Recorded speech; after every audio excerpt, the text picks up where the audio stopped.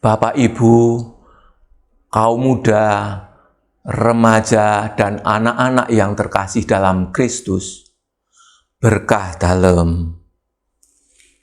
Kita bertemu kembali dalam renungan bulan Maria dan bulan katekesi liturgi hari ke-17.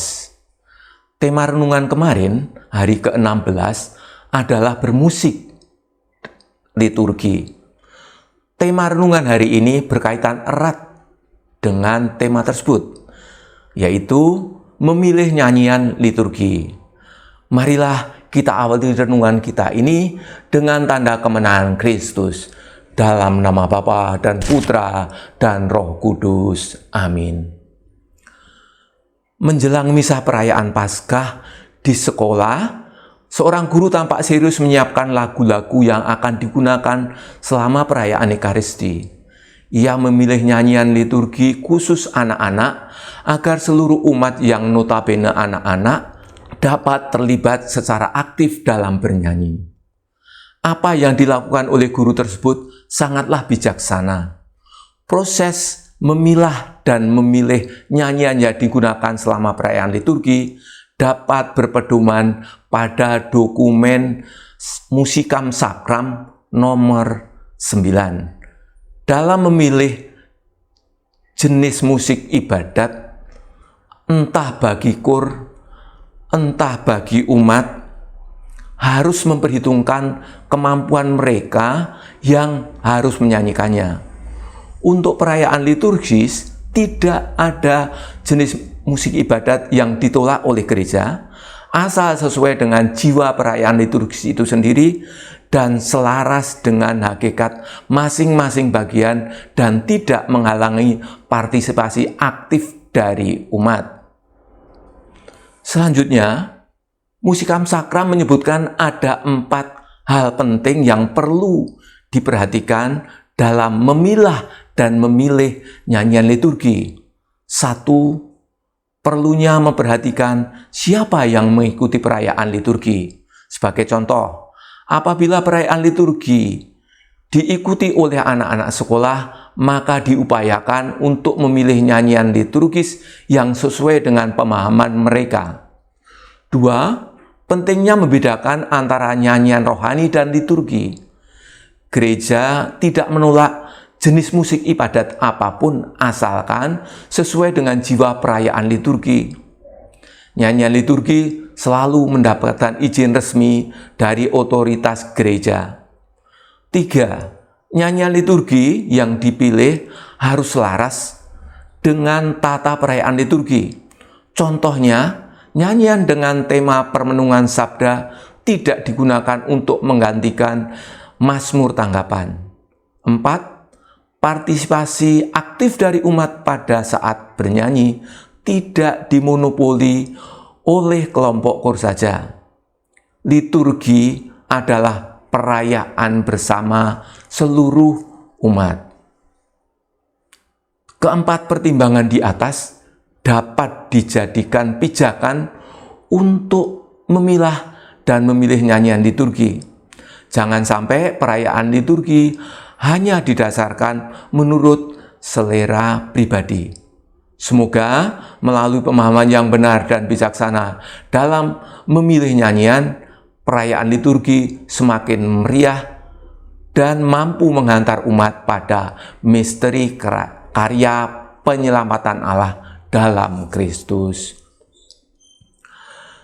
Bapak, Ibu, dan saudara yang terkasih, tadi sudah disebutkan bahwa dalam Musikam Sakram ada 4 hal penting yang perlu diperhatikan dalam memilah dan memilih nyanyian liturgi. Butir pertama, kiranya sudah jelas terkait dengan siapa yang akan mengikuti perayaan liturgi. Butir kedua adalah perlunya membedakan nyanyian liturgi dan nyanyian rohani. Nyanyian liturgi adalah nyanyian yang digunakan dalam berbagai upacara liturgi, termasuk perayaan Ekaristi. Nyanyian Gregorian dan nyanyian polifoni suci termasuk dalam nyanyian liturgi. Ada pula nyanyian lain, terutama yang berakar dari budaya setempat, dapat digunakan dalam liturgi asalkan selaras dengan jiwa perayaan liturgi dan mendapatkan izin resmi dari uskup setempat. Nyanyian polifoni suci adalah paduan suara yang dinyanyikan dalam banyak suara yang berkembang sejak abad ke-9.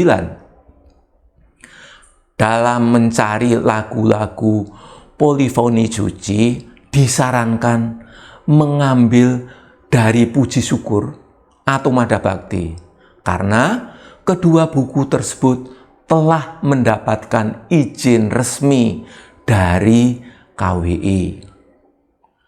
Nyanyian rohani adalah nyanyian yang dapat digunakan pada ibadat atau doa-doa yang bersifat devosi, baik secara pribadi maupun dalam komunitas, tetapi tidak dalam upacara-upacara liturgi termasuk perayaan Ekaristi.